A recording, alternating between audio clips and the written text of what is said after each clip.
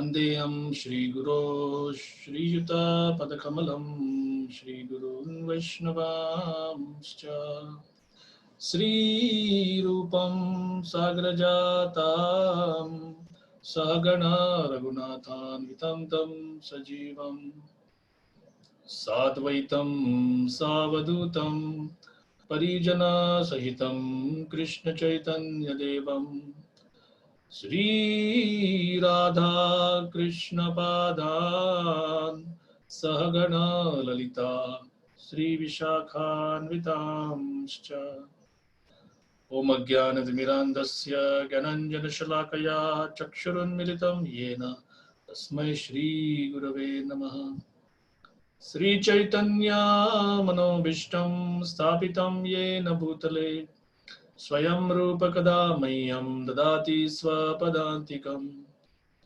Nama Om Vishnupadaya Krishna Preshtaya Bhutale Srimate Bhakti Vedanta Swami Niti Namine Namaste Saraswate Deve Gauravani Pracharine Nirvishesha Shunyavadi Paschatya Deshatarine Vanchakalpatarubhyascha Kripasindubhya eva cha Patitanam Pavanebhyo Vaishnavebhyo Namo Namah Jai Sri Krishna Chaitanya Prabhu Nityananda Shri Advaita Gadadhar Srivasadi Gaura Bhakta Vrinda Hare Krishna Krishna Krishna Hare Hare Hare Rama Rama Rama Hare Hare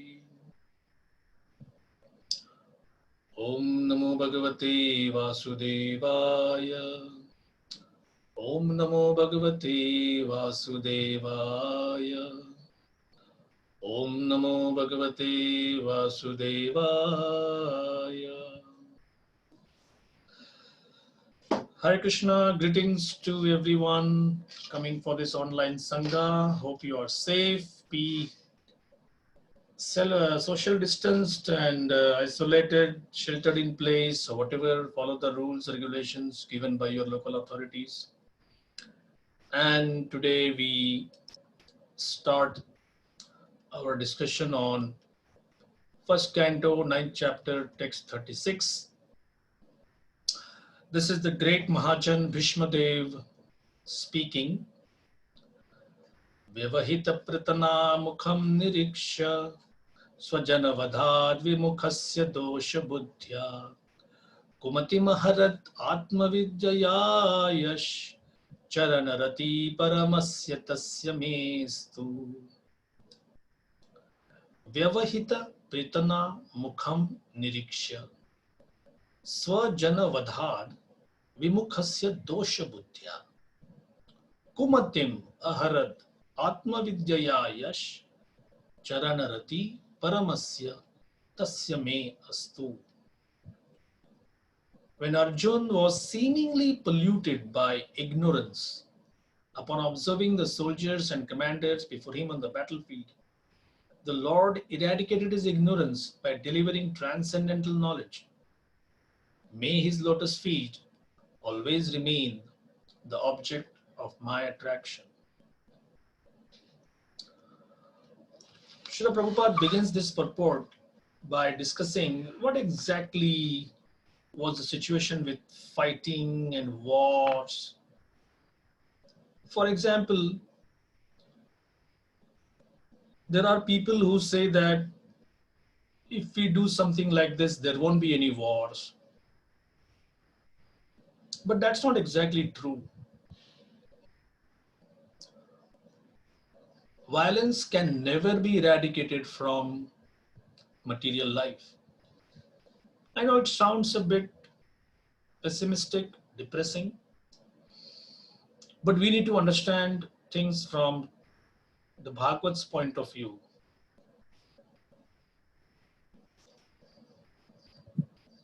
What's our goal? Back home, back to Godhead, which basically means we are not in a place where the surroundings and us are compatible. We look for a compatible job, a compatible residence, compatible set of clothes, depending upon the weather, compatible life partners, compatible kids, compatible hobbies, everything we try to make it compatible. Do we get what exactly we want? Mostly the answer is no. And therefore, this life becomes a kind of an adjustment series, one after another after another. So many adjustments have to be done. This gives rise to two points of view. One is just live with the adjustment.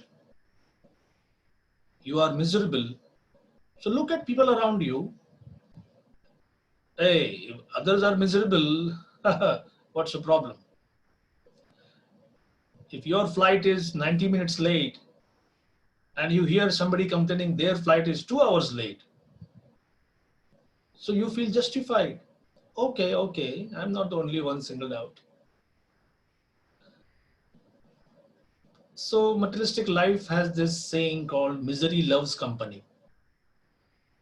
I don't care, I'm miserable as long as the majority of people around me are also miserable. From the Vedic point of view, this is very low class thinking. Sorry to say that. Absolutely unrefined, degraded, almost on the level of animals.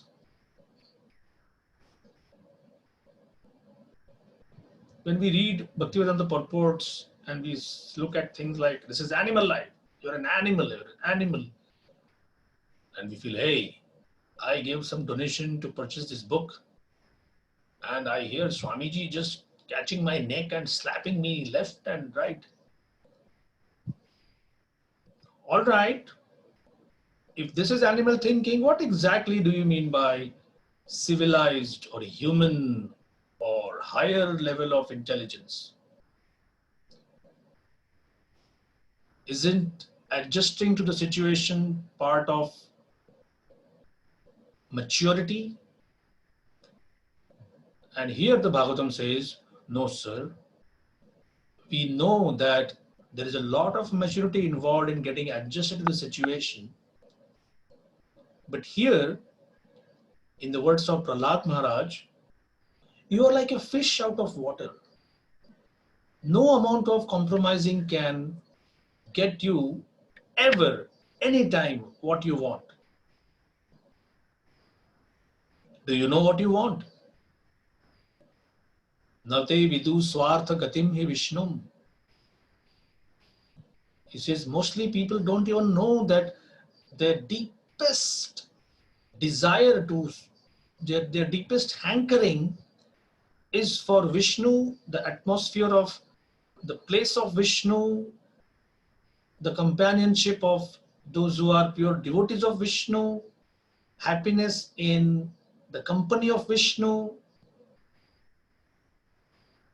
And we say something like, "Oh, I never knew that. I mean, I was a God-fearing person. I went to the temple, I did my pujas, we used to do some fasting. But then there is an element of Kali Yuga who's laughing all the way that do you think you can get pure intelligence by such, as we say in India, chiller, just some loose change kind of spirituality? Once in a while, some puja, once in a while, some ceremony, some temple visit. I knew one person who said that, oh, I go every year to some holy place. And then he added, but generally I choose a holy place which has a nice resort nearby. So if it is Tirupati, then I also go to Uti. If it is Badrinath, I also go to Masuri. So mostly the desire is to have some kind of a spiritual coating or a religiosity coating over my material activities. Material activities are the core. Hardcore materialism is what I want in life. I'm actually dedicated to that. But to coat it with little piety, I feel it's like good insurance. You're not that bad. I mean, you are a little bit, but not like the one next to me, my office colleague. Oh my God, he's horrible, or she's horrible. So Prahlad Maharaj says that Gatim hi Vishnum means going back to Vishnu. Why? Why is there an urgency for doing that? Because there, Vishnu himself, Vishnu's companions, the place where Vishnu stays is called Vaikuntha Lok. Vaikuntha, no anxiety. And you may ask, why no anxiety? Because everybody there lives eternally. They are fully aware of emotions, fully cognizant of everything around them, and their existence, their very life is blissful.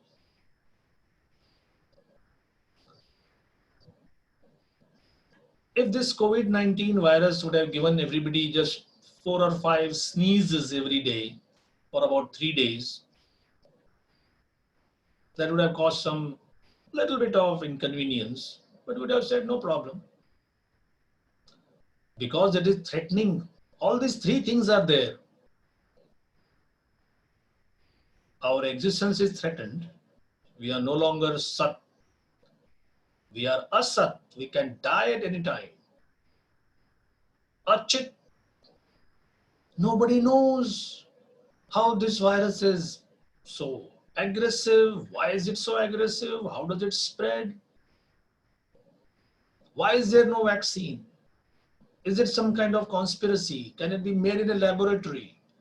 Is it some kind of a plan by one country to become the world power? So much of ignorance. In fact, in India, they're always speaking in terms of flattening the curve. The number of days passed and how the COVID-19 positive people get their numbers hike, the numbers increase. So the best thing is to just isolate everyone and let the curve go flat. That means the first week, 800 patients, second week, 1,400, fourth week, 35,000. That's the danger. So that curve, if you can see on X and Y axis, it goes way up. So when you keep people separate, then even if at the end of the 8th month you have 5,000 people, then everybody doesn't need the hospital facility at the same time. They can be tested, they can be treated. So I just came across this thing called flattening the information curve. So much of information, but actually it is ignorance. So I'm just saying publicly, and pray for me that I follow this in my own life. I have decided that number one, I will never open my mobile phone in the morning during japa time. Never. Even if it is not fully charged or whatever. Secondly, no coronavirus news or discussion or YouTube videos or information giving or taking or whatever till half the day is gone or utilized in good japa time, some healthy reading, some discussion, some satsang, honor the noon prasad, and say after 1 o'clock you may ask something here and there. It is because there is so much of ignorance, and this ignorance, even a small amount of ignorance, is good enough to kind of completely destroy my peace of mind, my common sense. So this is like a self-imposed quarantine, just to not indulge too much. As Vaisheshika Prabhu nicely suggested, don't chase the news. Just because you're on top of things doesn't mean that things will actually go the way you want. It's like your flight is delayed, and if you pace up and down in the airport lounge or you sit in one chair, it's the same. Just because you are very active doesn't mean that things will speed up. Of course, I'm not saying that one should be in total darkness. Today, vital information needs to be shared, medical information or infection information, but that this chasing news is like a big addiction, and I know that I can easily fall in for that. So this is a self-imposed quarantine. I pray to the lotus feet at the lotus feet of all Vaishnavas to gain some strength in following this. So coming to our point of Vaikuntha life and why it is not attractive, um, here we have two good reasons. Bhishma Dev is saying dosha buddhya, polluted intelligence, and kumati, poor fund of knowledge. This poor fund of knowledge is a favorite expression of Prabhupada. He used it so many times. Most possibly, this was a commonly used term in Victorian English, uh, which was taught to Prabhupada at Scottish Church School as well as, Matilal Seal School as well as Scottish Church College. Knowledge is knowledge. Fund means a stock of knowledge. And poor fund means very paltry knowledge. For example, if for a cancer patient, just some vitamin C, a glass of orange juice or a vitamin C injection is given, it's good. Injection is not bad. Vitamin C also is good. How much can that one glass of orange juice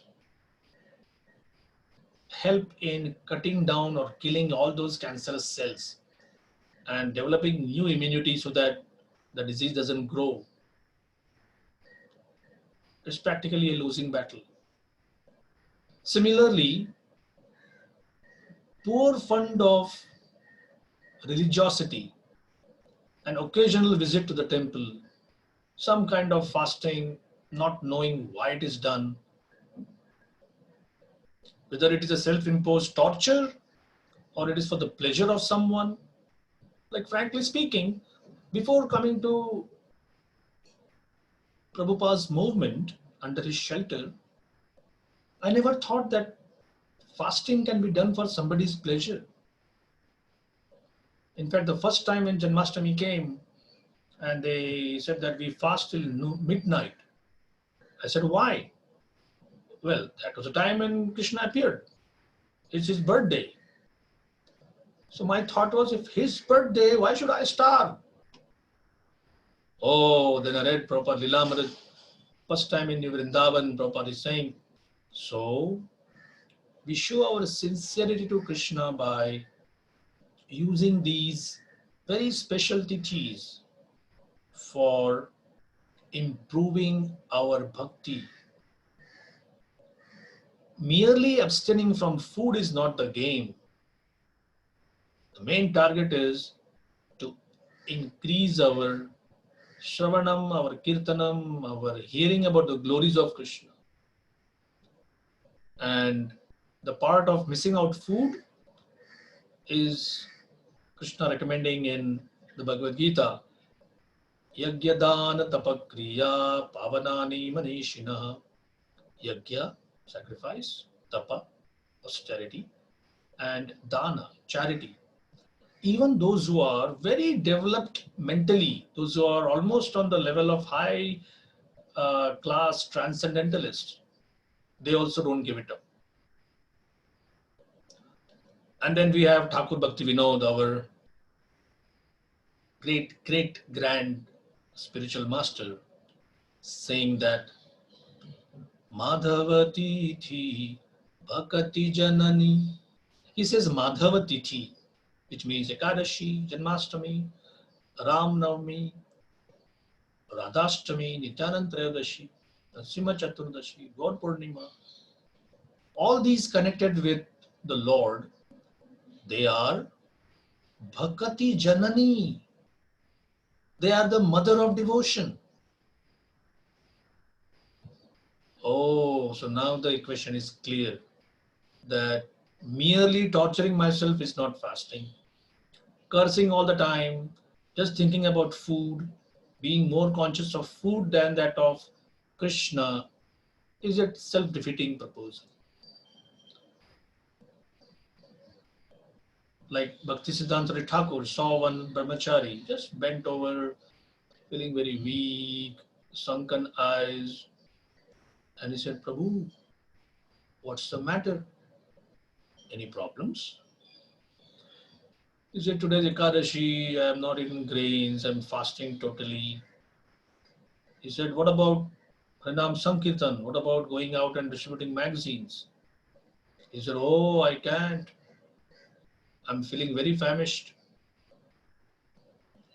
And Bhaktisiddhanta Thakur said, eat something and go out and do your preaching. We are not a fasting mission, we are a preaching mission. If you can do both, fast as well as serve, that's the best.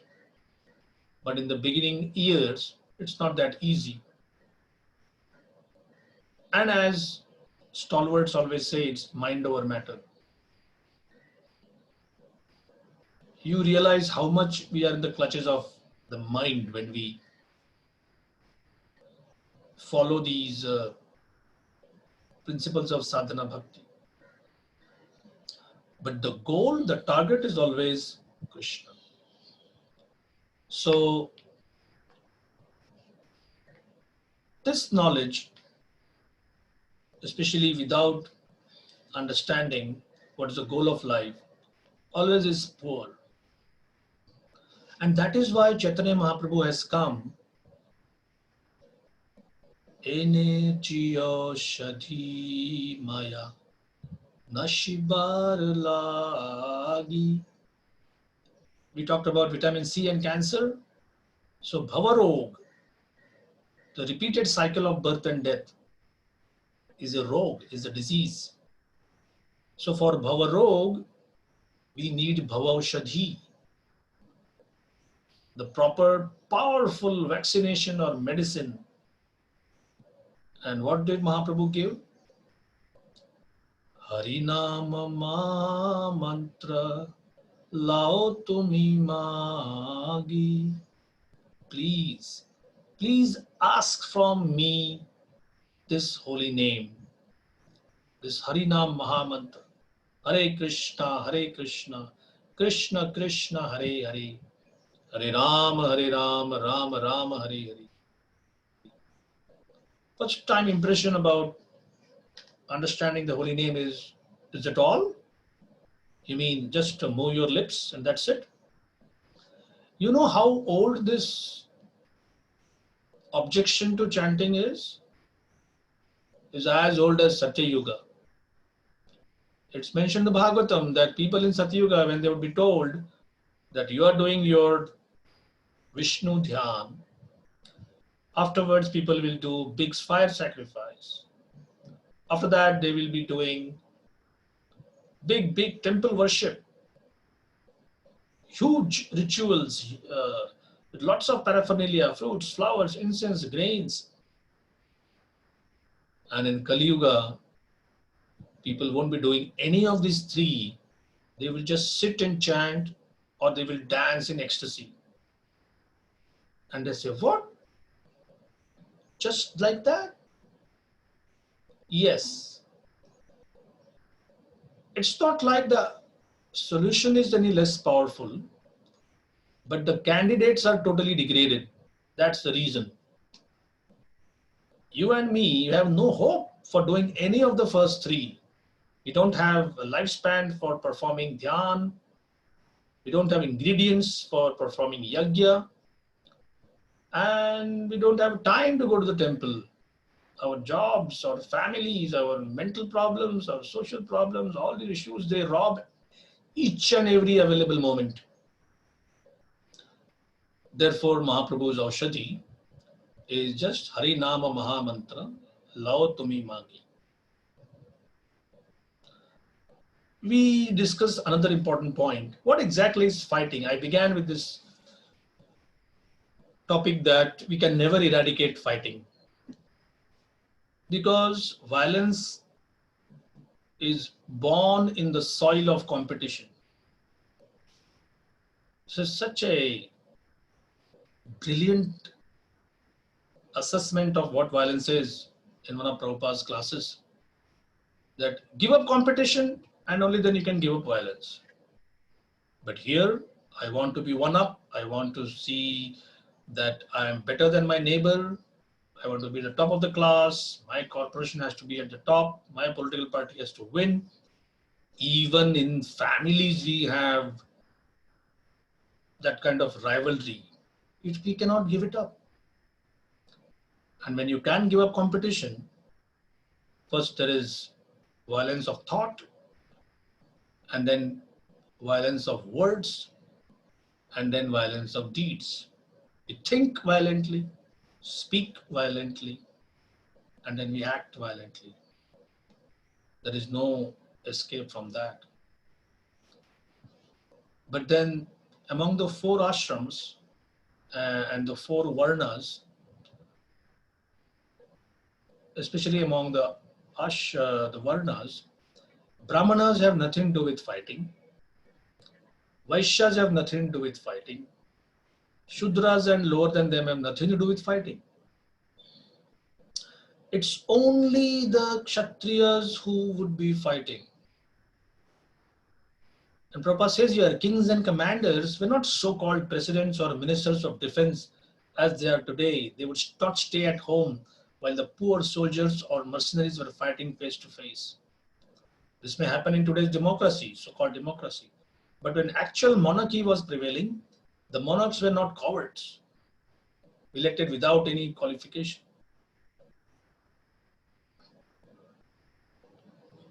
In fact, it is said that a Kshatriya is someone who will never have any wounds to show on his back. How do you get wounds on your back? Unless you show your back to the enemy. All your wounds or scars have to be on your face or on your chest.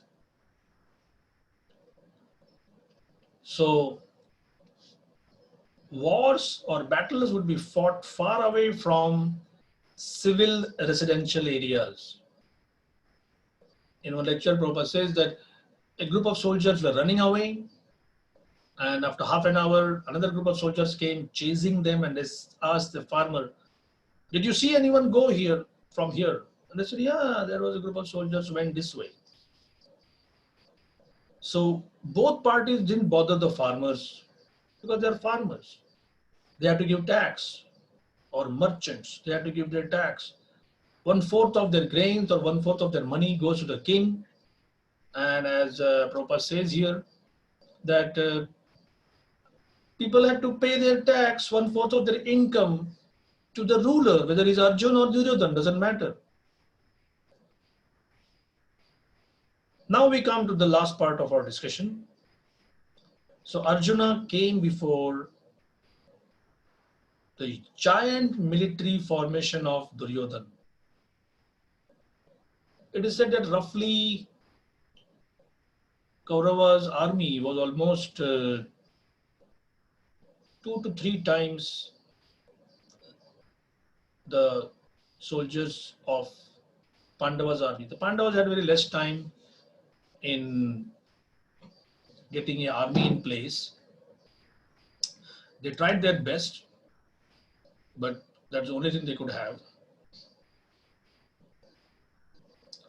So here is Arjun, not at all afraid, but a very merciful devotee of Krishna. So renouncing a kingdom, renouncing riches, natural for him. It's not like a very special qualification of Arjun that he became merciful. So he decides not to fight. But this thing, Prabhupada is saying that this is polluted intelligence. Why? How can something which is apparently being praiseworthy, why it's called polluted? Now this is the secret. There are people who feel that such a nice person, Arjun, wanting to renounce everything, and here is this Krishna, hey, look, I am God, I can do this, I can do that, and I want you to fight. So the question people ask is, who are you to incite violence? So Krishna is saying, I don't incite violence. My purpose is very clear. I want to deliver the teachings of Bhagavad Gita for the good of all polluted conditioned souls. So Arjuna has to act like he is polluted. It's a drama in one sense. He's a willing participant so that the teachings could be given. To whom? Not to him. He's already a constant companion of Krishna. So there is no question of him becoming deluded. You and me. And what's the reason for giving us this knowledge? Because we are in material bondage. Now again, somebody is bound with ropes or with shackles. They know they are in bondage. There is an old Sanskrit Subhashit that how strange it is that multitudes, many thousands, millions are totally bound from their feet up to their head, thoroughly shackled, their hands and legs are shackled, and they are also tightly bound in ropes. And they are running all over the universe. And a rare few who are totally free, their hands and legs are free, they are just sitting in one place. Now, it's not physically possible, right? Totally bound hand to from feet up to the neck, and how they can run. And the opposite, no bondage at all, and just staying in one place. So then the Subhashitkar explains, the one who is bound by desires. Ashapa shashatair baddha. Krishna explains. Hundreds and hundreds of desires. So you are bound by desires, and therefore you go from the topmost planet in this universe, and by your actions, you get a reaction. You come down to the lowest planet in the universe. And those who don't have any material desires, they are still in not in the outward sense. They act, but they don't accrue. Their credit card doesn't show any karma there. The karma card is blank. So the Gita was delivered to the conditioned souls to deliver them from the wrong conception of identifying the body with the soul. Okay, this is the negative part. Don't think you are the body. In fact, devotees sometimes complain, how many times do we have to repeat, I am not the body, I am not the body, I know I am not the body. Well, that's just like less than 1% of the whole thing. It means what? Yes, it's negative. I'm not the body. The rest of the 99% is, how do I re-establish my eternal relation with the Supreme Lord? Now that takes time, because first is, that also has three parts. I establish the relation, more like notionally, mentally. All right, Krishna is the Supreme Lord, and I am his part and parcel. like in a very wonderful way, one hippie during the hippie days asked Swami Prabhupada that, Swamiji, can I be initiated? Now, this is a public program, and Prabhupada is saying about chanting Hare Krishna, becoming Krishna conscious. And here is this one candidate saying, can I be initiated? And Prabhupada says, who is Krishna? The Supreme Personality of Godhead. And who are you? I am his eternal servant, part and parcel. Prabhupada says, come tomorrow, we'll be initiating you. Can't be repeated now, but during those special times, Krishna's special representative could act like that. So, a tiny part of Atma Vidya is to know that I am not the body, but a big majority part is to re-establish our connection with the Supreme Lord. And just see Prabhupada's last line in the explanation here. Atma Vidya, or transcendental knowledge of himself, was primarily spoken by the Lord for the benefit of all concerned in all parts of the universe. The Gita is not only for those soldiers who came on the battlefield of Kurukshetra, not for the Sanskrit students enrolled in some big ashram in Rishikesh or Haridwar or Uttarkashi. It is for the benefit of all concerned in all parts of the universe. Hare Krishna, Srila Prabhupada ki jai. Any questions or comments?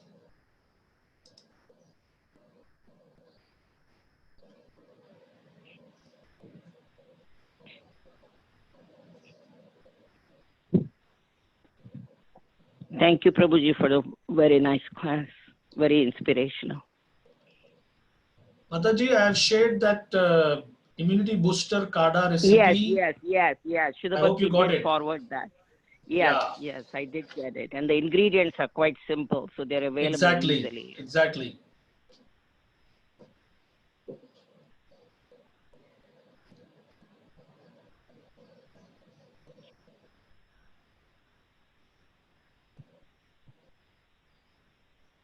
It's a very nice thing. I find myself, I don't even own a TV, but I'm always now checking about the COVID. I think I need to follow your routine to like set myself a time when I'm not going to look at it, Yes, not that we gain anything, but just to find out, how is India doing, or how is this country doing, or the other country doing. And I find myself watching India more closely than I'm doing America, because all my relatives are in India. Yeah. So, but then I'm thinking, what can I do? I cannot help in any way, so I can just pray for everybody, for the world, for the whole world, that we come out of this. So ration your time, keep some time for that kind of connectivity. But the way you exactly pointed out, that when you feel helpless, then this information kind of corrodes you from within. It is not helpful at all. Yeah. No, I'm not worried necessarily, but I'm thinking, all the poor people who cannot afford to eat, especially in India, it's a very big crisis, economic crisis. And my 87-year-old mother is there. I worry about her, because none of us can fly home if anything happens to her, because all the flights are closed. And all three of her children, my sister and brother, also live in America. So all three of us live here. So that's a real problem. There's nobody there, if she were to get sick or, whatever. But whatever Krishna wants, we just have to go with the flow. Exactly. What is the recipe, Prabhuji? Sorry, we missed. A recipe is with Shuddha Bhakti Mataji. This is about a simple immunity booster. Just a mixture of ginger, turmeric, and jaggery, which you can easily prepare. And the recipe given is for 10 liters, which is our kitchen standard, and you have to decrease the volume accordingly for your own family's requirements. And about 100 to 150 ml per day kind of does the job.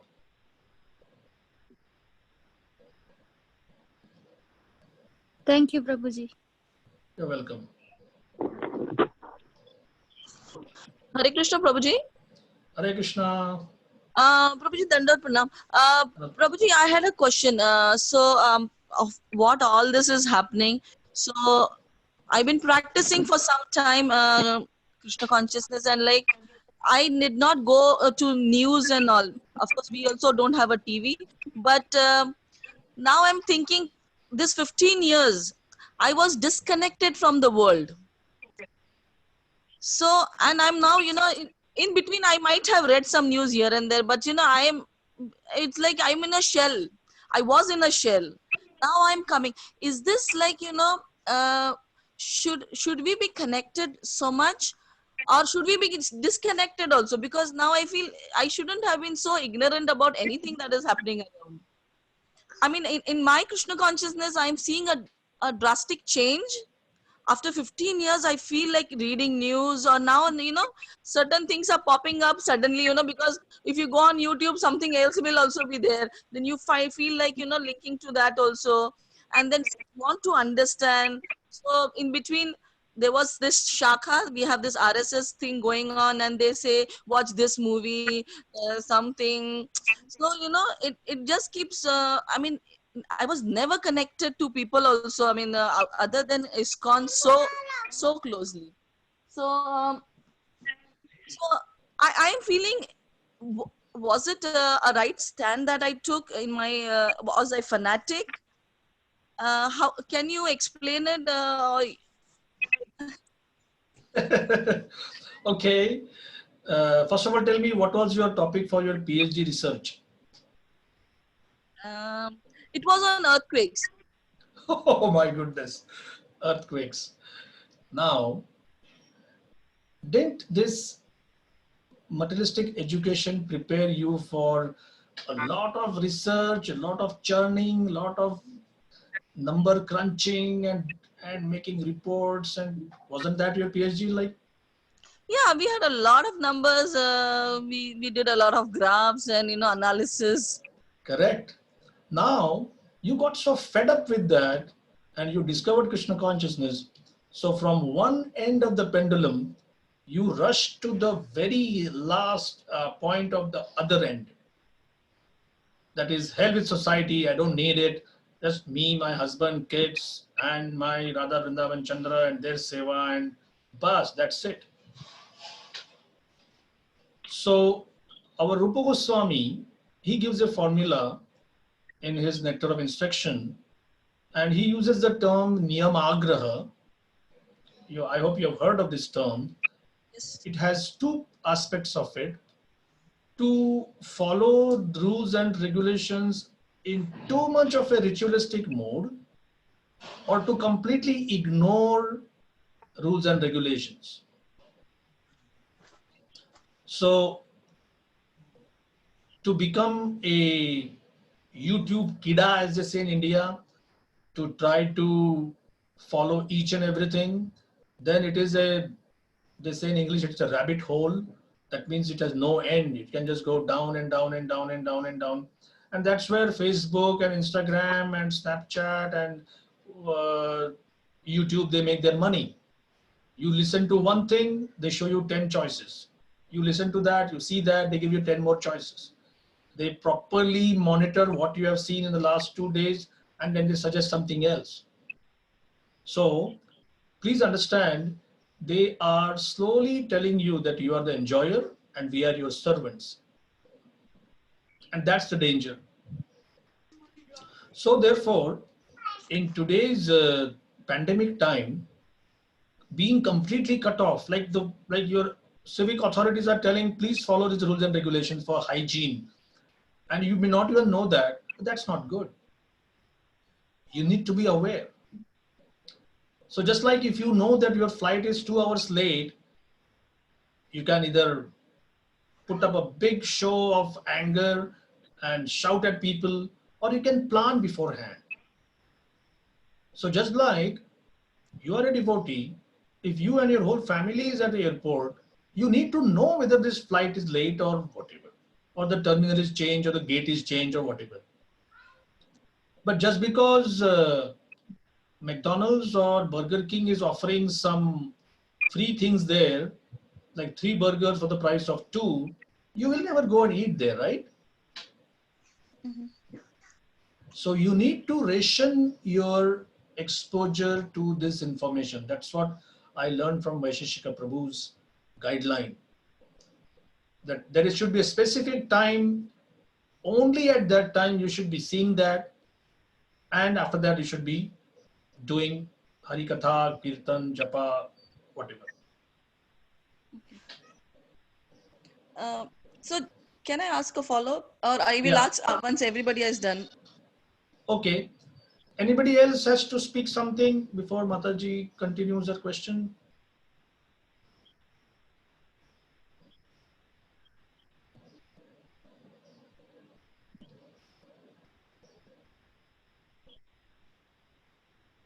Okay, you can go on. So Prabhuji, just a follow-up and a little off the track. So as devotees, I mean, as we try to become devotees, we eventually, after years, we discover that, you know, we lost on something. We had some interest in our life. I mean, at least I am looking for an identity. I mean, I'm a devotee. I mean, trying to be a devotee. I'm a Hare Krishna. Yes. But there is something that, you know, I had some interest, you know, something like dancing or music, something that I left behind. And then we want to, so how do we, you know, as because we are trying, the goal is like, you know, you have to be 24/7 Krishna conscious. But where Rashtriyari Prabhu had said in the class that Krishna is at 100th step and we are at first or second step. To reach up to Krishna, we have to be realistic. And so, you know, the sub-religious principles, sometimes they give us, you know, like patriotism and all. They give us, it is of some interest to us. So which I had left everything behind, like, yeah, as a mother, as a wife, I left everything. As an individual, I left everything away. And so, like a midlife crisis where we want to, you know, catch up with those, or we want to identify ourselves as something other than a Hare Krishna. There is, I mean, I don't know whether this is the right forum to talk about, but I, I mean, after, you know, after the India trip, after the yatra also, you know, India has changed. I have been to India after 5 years, and things have changed. And I mean, there was a lot going on in my head, and so I wanted to know how to channelize my Krishna consciousness along with my personality, that material swabhava that I have.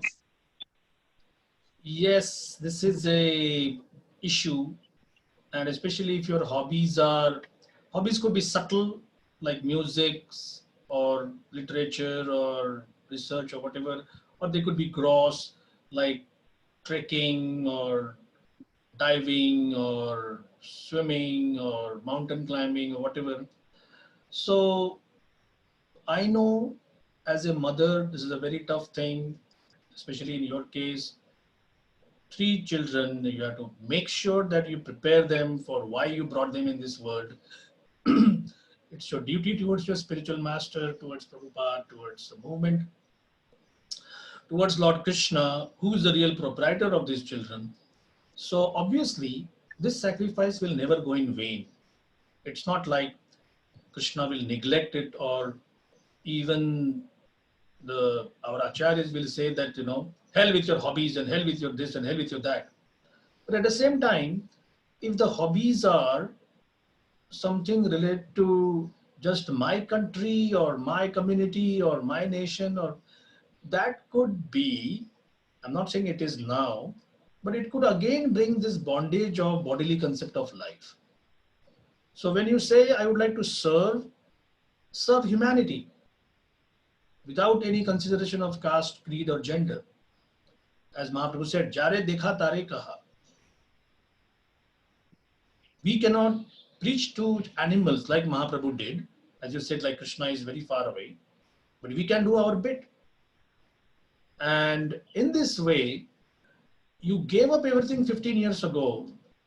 Right now, you can start this prayer to Krishna that this void is there in my heart. Please fill it up with your grace, with your mercy. And then see that there are devotees in the Hare Krishna movement. Like there is one exceptionally brilliant academician. He was just a pujari. And then later he discovered that actually he wants to study. And now he's a PhD scholar, he's a sannyasi, he's a spiritual master. Tamal Krishna Maharaj discovered his academic side after so many years. So you're already an academic. Now you want to run away from that and do something. Fine. For each his own or her own. But make this request to the Lord and see what happens. Surely the Lord will fulfill your desires. Okay, Prabhuji. I will try. I mean, trying to pray to Krishna, but somehow that clarity is not coming. It's been 5-6 months. No, Okay, it will not come so fast. Krishna will not make it so easy. okay. You have to make it a real concerted effort, but it will come for sure. Okay, Prabhuji. Thank you so much. Hare Krishna, we have about 2 minutes left, maybe, I don't know.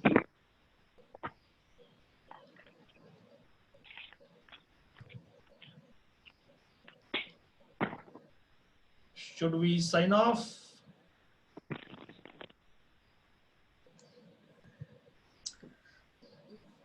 Thank you. Okay, yeah, Thank sure. you, Prabhuji. Thank you so much for wonderful class. Thank you. So we'll